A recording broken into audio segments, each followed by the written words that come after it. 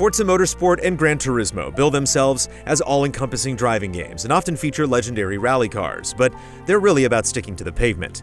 Anytime they attempt to get out on the gravel, it feels half-hearted in comparison.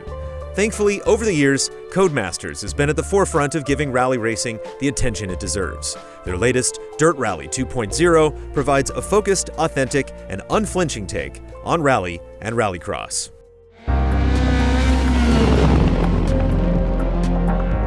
One thing Dirt Rally does not do is hold your hand.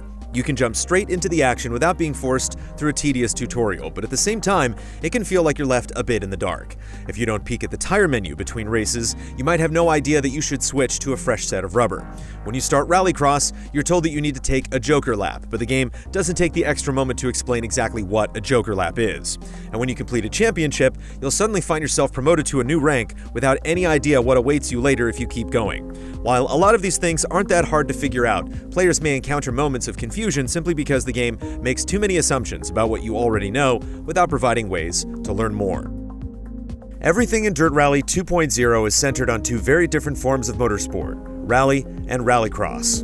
Rally is essentially a solo affair, taking you down remote winding roads, getting from one end to the other as fast as you can. With high speeds and limited visibility, a co-driver calls out the turns ahead, and the car with the fastest run wins. Meanwhile, Rallycross is more frantic, putting you in a tight pack of cars that aren't afraid to trade paint as you run laps through quick circuits. The different sports involve different sets of specialized vehicles, and you can focus on one over the other as much as you like.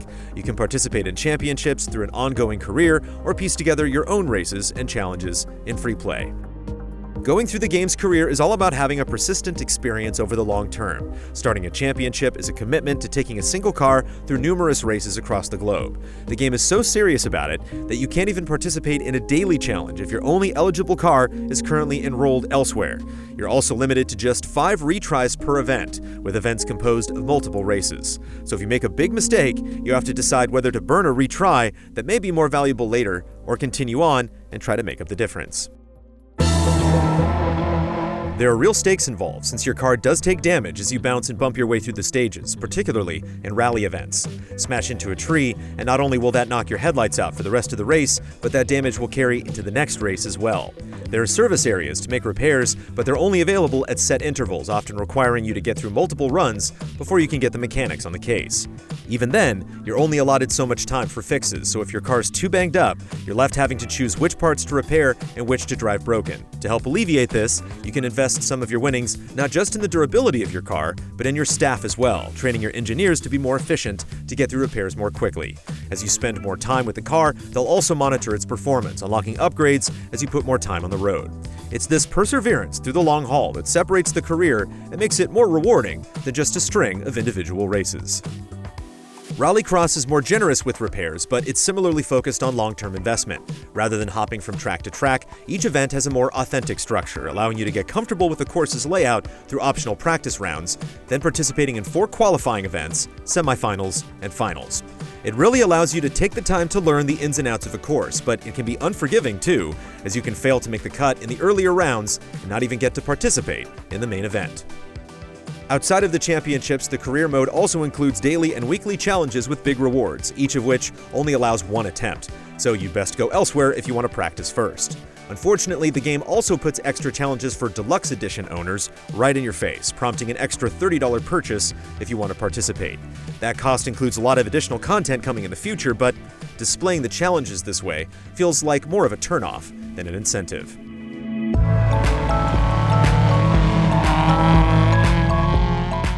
In free play, you can jump into time trials or set up custom events to play by yourself or with others. Multiplayer doesn't appear to be a huge priority though.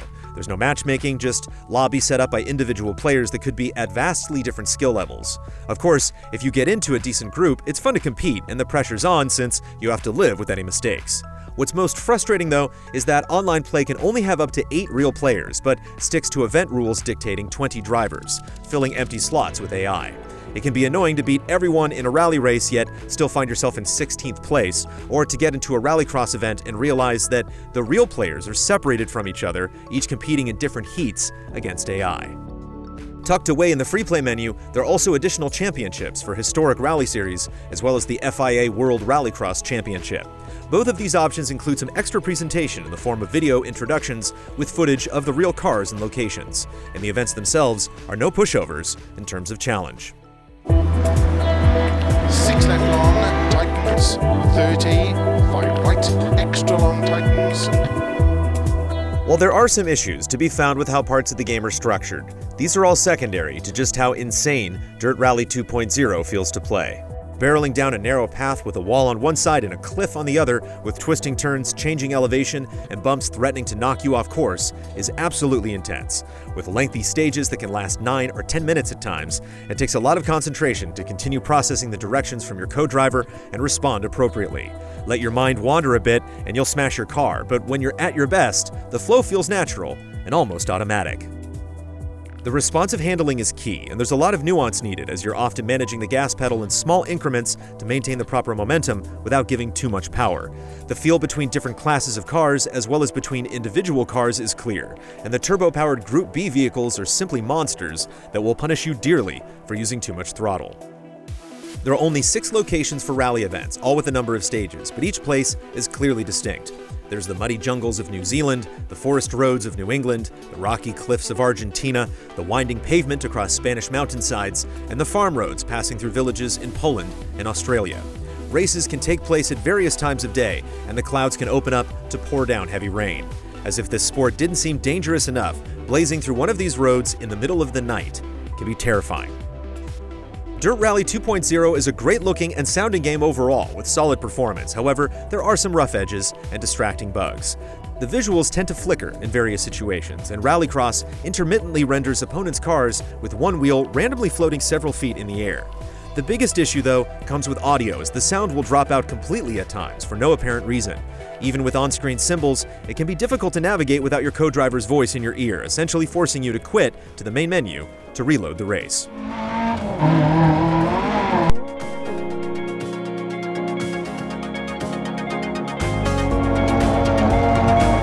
Slow, 5 left tightens into 3 right long.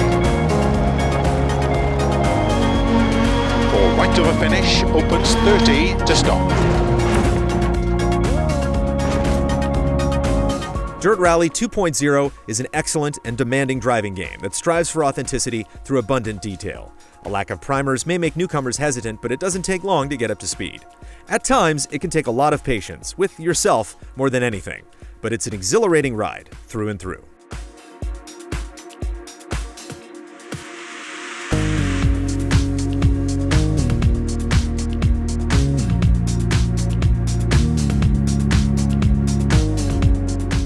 Easy Allies reviews are made possible by generous viewers just like you.